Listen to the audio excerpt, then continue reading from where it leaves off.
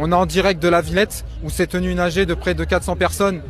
pour parler du mouvement du 10 septembre. Moi je suis intervenu en tant que cheminot pour parler notamment des expériences passées et faire un peu un bilan des précédentes mobilisations du côté des cheminots.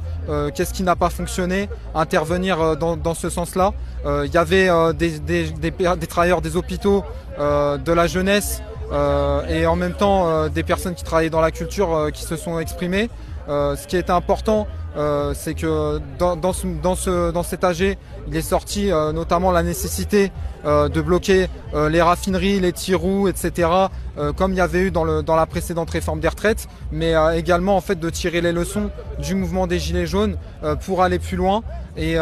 permettre au mouvement d'aller le plus loin possible pour dégager Macron et pas seulement Bayrou. Et notamment, voilà, énormément de jeunes qui sont intervenus et je laisse...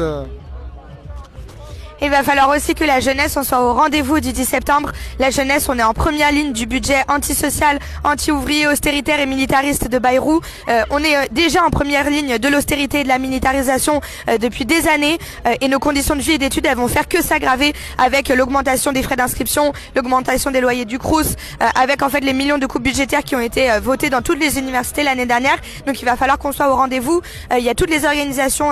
syndicales et politiques de jeunesse qui sont d'ores et déjà en train d'appeler à la mobilisation et d'appeler à construire des assemblées générales partout où c'est possible, partout où les universités vont être ouvertes le 10 septembre. Il y a aussi les comités Palestine qui sont en train d'appeler à la mobilisation parce qu'en fait on sait très bien que l'austérité elle est intimement liée à la militarisation et qu'en fait pendant qu'il y a de moins en moins d'argent public pour qu'on étudie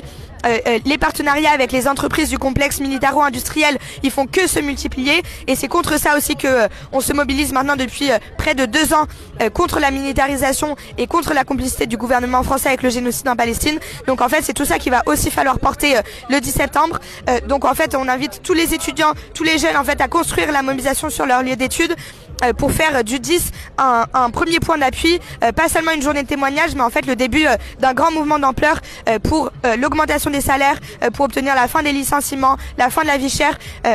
pour obtenir en fait une université ouverte à toutes et tous, la fin de la précarité étudiante, un revenu étudiant, mais aussi pour en finir avec les institutions pourries de la 5e République qui permettent à Macron, Bayrou et compagnie de faire passer leurs lois antisociales en force et obtenir la fin de la présidence de la République, du Sénat et de tout ce système.